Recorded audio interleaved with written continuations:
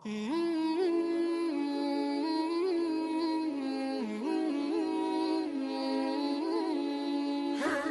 باللہ من الشیطان الرجیم، بسم اللہ الرحمن الرحیم۔ السلام علیکم۔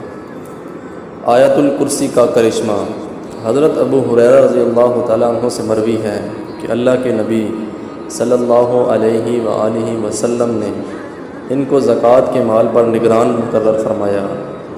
ایک شخص آیا اور مٹھی بھر کر جانے لگا۔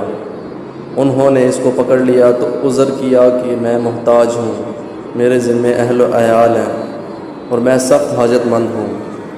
حضرت ابو ہریرہ رضی اللہ تعالیٰ عنہ نے اس کو چھوڑ دیا۔ صبح ہوئی تو اللہ کے نبی نے ان سے پوچھا کہ وہ تمہارا قیدی کیا ہوا اس کا؟ انہوں نے کہا کہ اس نے حاجت بتائی تو میں نے اس کو چھوڑ دیا۔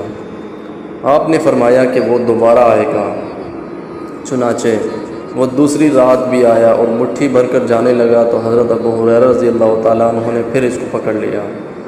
اس نے پھر وہی اپنی حاجت اور ضرورت کا اظہار کیا تو انہوں نے چھوڑ دیا۔ نبی کریم صلی اللہ علیہ وآلہ وسلم نے صبح پھر پوچھا اور حضرت ابو ہریرہ رضی اللہ تعالیٰ عنہ نے وہی جواب دیا۔ آپ نے پھر فرمایا کہ وہ پھر آئے گا، اور اسی طرح پھر تیسری رات بھی وہ آیا تو حضرت ابو ہریرہ رضی اللہ تعالیٰ عنہ نے اب اس کو پکڑ لیا اور فرمایا کہ میں تجھے نہیں چھوڑوں گا، تو بار بار وعدہ کرتا ہے کہ نہیں آؤں گا، پھر وہی حرکت کرتا ہے، میں تجھے رسول اللہ صلی اللہ علیہ وآلہ وسلم کے سامنے پیش کروں گا۔ اس پر اس نے کہا کہ اگر تم مجھے چھوڑ دو تو میں تم کو کچھ کلمات سکھاتا ہوں جو تم کو نفع دیں گے۔ حضرت ابو ہریرہ رضی اللہ تعالیٰ عنہ نے پوچھا کہ وہ کیا ہیں؟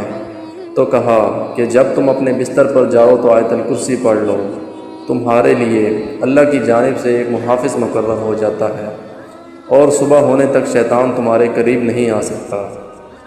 حضرت ابو ہریرہ رضی اللہ تعالیٰ عنہ نے اس کو چھوڑ دیا، اور جب صبح ہوئی تو نبی کریم صلی اللہ علیہ وآلہ وسلم کو قصہ سنایا۔ آپ نے فرمایا کہ اس نے سچ کہا اگرچہ وہ جھوٹا ہے۔ کیا جانتے ہو وہ کون تھا؟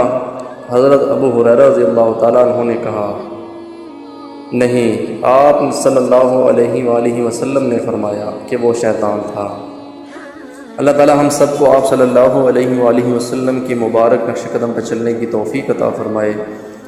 پیارے دوستو، ویڈیو اچھی لگے تو لائک کریں، چینل کو سبسکرائب کریں اور بیل آئیکن پر ضرور کلک کریں۔